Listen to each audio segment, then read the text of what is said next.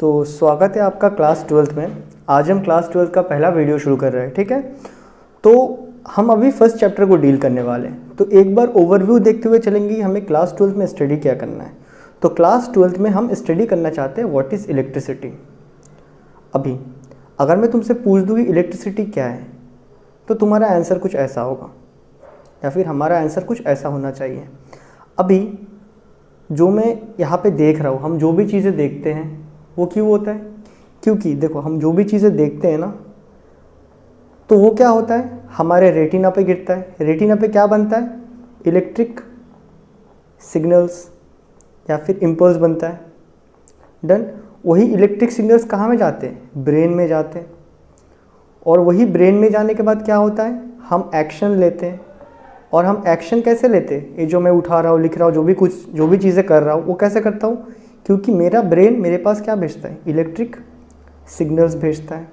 इसकी वजह से मैं कर पा रहा हूँ। तो ये तो हमारा प्रैक्टिकल खुद पे ही हो गया। और हमें कहाँ इलेक्ट्रिसिटी देखने मिलता है? ये जो मैंने लिखा है यहाँ पे ना, ये जो मैंने लिखा है, मैंने जब इस पेन से इसके ऊपर लिखा, तो ये जो इसके ऊपर लिख गया ना, ये जो चिपक गया इसके ऊपर, अभी नहीं उठ रहा है, ये भी किसकी वजह से हो रहा है? इलेक्ट्रिसिटी की वजह से हो रहा है। डन। उसके बाद हम जो देखते हैं थंडर, जो बिजली चमकता है ना, थंडर, थॉर वाला थंडर, वो भी क्या होता है? इलेक्ट्रिसिटी की वजह से होता है। फिर अगर हम देखें, हमारा जो फ़ैन चल रहा होता है, फ़ैन, फिर हमारा जो कूलर, फ़ैन, कूलर, टीवी, कुछ भी चीज़ें हो, सब किस पे? इलेक्ट्रिसिटी पे। फिर अभी जो मैं वीडियो को रिकॉर्ड कर रहा हूँ, वो किस फॉर्म में हो रहा है? इलेक्ट्रिकल फॉर्म में हो रहा है। मतलब वीडियो रिकॉर्डिंग भी किसकी वजह से हो रहा है? इलेक्ट्रिसिटी की वजह से हो रहा है। ठीक है। इलेक्ट्रिसिटी की वजह से क्या हो रहा है? हमारा वीडियो रिकॉर्डिंग हो रहा है। तो अभी अगर हम देखें, तो हमारे नेचर में या हमारे सराउंडिंग में लगभग सारे चीज़ें इलेक्ट्रिसिटी की वजह से हो रहा है। तो इतना वास्ट टॉपिक है। कहने का मतलब ये है, क्लास 11th हमने स्टडी किया था जो ग्रेविटेशनल फोर्स था, उसको जानने के लिए। उसी तरह क्लास 12th हम स्टडी करने वाले, पूरा क्लास 12th ये जो इलेक्ट्रिसिटी है इसके बारे में जानने के लिए पूरा क्लास 12th लगेगा। तो हम एक पर्टिकुलर पैटर्न में फॉलो करने वाले। जैसे हम पहले तो पढ़ने वाले हैं कि चार्जेस, मतलब जो इलेक्ट्रिसिटी है ना, ये क्यू है। डन। तो हमारा पहला चैप्टर वही रहेगा, चार्जेस एंड पोटेंशियल के ऊपर, कि ये क्यू है। उसके बाद अगर ए है, अगर ये फ्लो होता है, तो क्या क्या होता है? जब ये फ्लो होता है तब हम पढ़ेंगे मैग्नेटिक फील्ड वगैरह आता है। फिर हम धीरे धीरे देखेंगे कि ये लाइट में कन्वर्ट हो रहा है। फिर हम देखेंगे सेमीकंडक्टर, फ़ोन, कम्युनिकेशन, सब चीज़। तो क्लास 12th में हम सारे ये फिजिकल चीज़ें देखने वाले हैं। अब इम्पॉर्टेंट क्या है, इस चैप्टर को जब हम पढ़ेंगे तो आप इन सारी चीज़ों का जो प्रैक्टिकल हो रहा होता है ना, वो आप देख पाओगे। ठीक है। इलेक्ट्रिसिटी जब हम पढ़ने वाले, जो भी चीज़ें आपके आसपास प्रैक्टिकल होने वाले, वो सारी चीज़ें आप देखने वाले हो। यहाँ तक बातें क्लियर है? तो हमने देखा कि इलेक्ट्रिसिटी एक बहुत ही वास्ट टॉपिक है, और इससे कंप्लीट अगर हमें इसे जानना है, अगर हमें इसका थोड़ा सा स्टडी करना है, तो हमें पूरा क्लास 12th पढ़ना पड़ेगा। और हम पूरा क्लास 12th में इलेक्ट्रिसिटी को ही पढ़ेंगे। डन। इसके एक एक कॉम्पोनेंट्स को पढ़ते हुए चलेंगे। यहाँ तक बातें क्लियर है? अभी एक काम आता है कि इलेक्ट्रिसिटी हम हमारे नेचर में देखते हैं, तो हमारे नेचर में क्या क्या चीज़ है पहले वो समझते हैं। हमारे नेचर में, हमारा नेचर किस किस से बना है? अगर हम बोलें तो नेचर में दो ही चीज़ हैं। एक तो क्या है? पार्टिकल्स है। पार्टिकल्स, एयर में पार्टिकल्स, पेपर में पार्टिकल्स, पेन में पार्टिकल्स, मेरे बॉडी के अंदर पार्टिकल्स, पार्टिकल से बना है। दूसरा एक और चीज़ है, वो क्या है? रेडिएशन। क्या है? रेडिएशन। रेडिएशन का मतलब एनर्जी, जो लाइट वगैरह आ रहा होता है ना, उसे हम कहते हैं रेडिएशंस। तो बेसिकली यही दो चीज़ से हमारा नेचर बना है। अब एक हम पार्टिकल से हम बने हैं, मून बना है, अर्थ बना है, सब चीज़ पार्टिकल से बना है। अब जो पार्टिकल्स होता है उसके पास क्या होता है? एनर्जी होता है। डन। क्योंकि यही तो आइंस्टाइन ने बताया था ना। आइंस्टाइन ने दो चीज़ें बताया था। एक तो उसने क्या बताया था, एनर्जी और मास सेम है। पार्टिकल के पास मास होता है, मतलब अगर आइंस्टाइन के क्वेश्चन को हम यूज़ करें, E=mc², तो यहाँ पे क्या बता रहा है? एनर्जी और मास का रिलेशन। मतलब अगर पार्टिकल है तो उसके पास मास है, अगर उसके पास मास है तो उसके पास एनर्जी है। इसीलिए जब कोई पार्टिकल के अंदर एनर्जी होता है, ये क्या लगाता है? फोर्स लगाता है। ये क्या एग्जर्ट करता है? फोर्स। क्यों? क्योंकि एक पार्टिकल के पास एनर्जी होता है। यहाँ तक बातें क्लियर है? ये जो फोर्स लगाता है, इसमें से एक फोर्स को हम पढ़े पहले, अगर आपको याद हो, वो कौन सा फोर्स था? Gravitational force.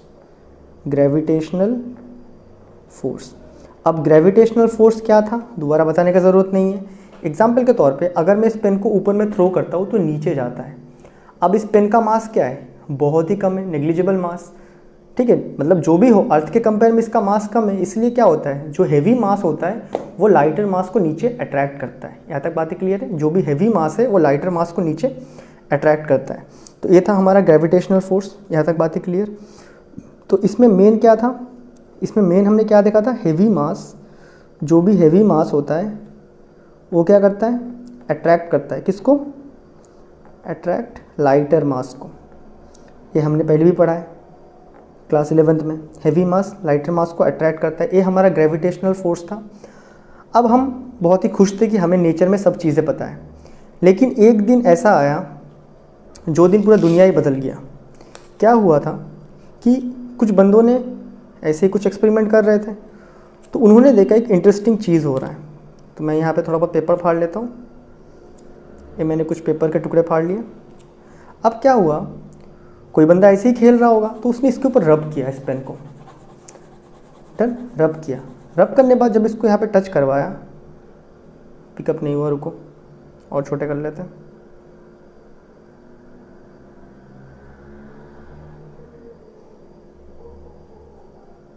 ठीक है, अब ठीक है, बहुत छोटे बन चुका है। अब देखो, स्टार्टिंग में मैं जब इसको टच कर रहा हूँ ये पिक नहीं हो रहा है, डन। मैं टच कर रहा हूँ, पिक नहीं हो रहा है। मैं क्या कर रहा हूँ, इसको थोड़ा देर घिसा, मैंने इसको अच्छे से घिस लिया। अभी मैं इसको जब टच कर रहा हूँ, अरे यार, ओके नाउ यू सी, इसको पिक कर लिया है, डन। इसने इसको पिक कर लिया है। अब देखो नीचे भी नहीं जा रहा है, देखो मैं इसको कितना जोर से झटका दे रहा हूँ, फिर भी नीचे नहीं जा रहा है। अब नीचे गया, फिर से देखो मैंने इसको रब किया, यहाँ पे करने के बाद जैसे ही इसके ऊपर रखा ये चिपक गया, दिख रहा है? पहले नहीं चिपक रहा था। अब अगर थोड़ा देर बाद देखें, निकलो, अब देखो अभी चिपक, अभी तो भाई ज़्यादा ही चार्ज हो गया लगता है, तो डन। तो ऐसा करने पे चीज़ें चिपक रहे थे। अब तुम अगर इसको सोचो एक बार, पेपर को नीचे कौन खींच रहा है, ग्रेविटी खींच रहा है, लेकिन मैंने इसको करके ऐसा कुछ किया तो ये ग्रेविटी के अगेंस्ट में आके इसके साथ चिपक रहा है, ग्रेविटी के अगेंस्ट में आके इसके साथ, समझ रहे हो ना? नीचे पेपर का टुकड़ा था, वो आके इस पेन के टिप पे चिपक रहा है, नीचे कौन, ग्रेविटी खींच रहा है, उसके अगेंस्ट में आके इससे चिपक रहा है। तो हमने देखा कि भाई नहीं, नेचर में खाली ग्रेविटेशनल फोर्स नहीं, एक और फोर्स है, उसका नाम हमें नहीं पता था, हमने जस्ट अभी देखा कि ऐसा कुछ होता है। तो हमें इसका एक नाम सोचना पड़ा, तो हमने इसका नाम दिया इलेक्ट्रिक फोर्स। हमने इसका नाम क्या दिया, इलेक्ट्रिक फोर्स, हमने नया नाम दिया इलेक्ट्रिक फोर्स। अगेन हमें ग्रेविटेशनल फोर्स पता था हेवी मास के वजह से होता है, इलेक्ट्रिक फोर्स किसकी वजह से होता है, क्योंकि भाई ऑब्वियसली इसमें यहाँ पे जो भी चीज़ बना था उसने इसके ऊपर फोर्स लगाया, लगा के यहाँ पे चिपक गया था।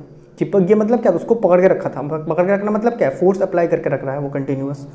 तो यहाँ पे कुछ तो चीज़ है जो इसके ऊपर, इस पेपर के टुकड़े के ऊपर, यहाँ पे कुछ तो ऐसा चीज़ है जो इस पेपर के टुकड़े को यहाँ पे पकड़ के रख रहा है, डन।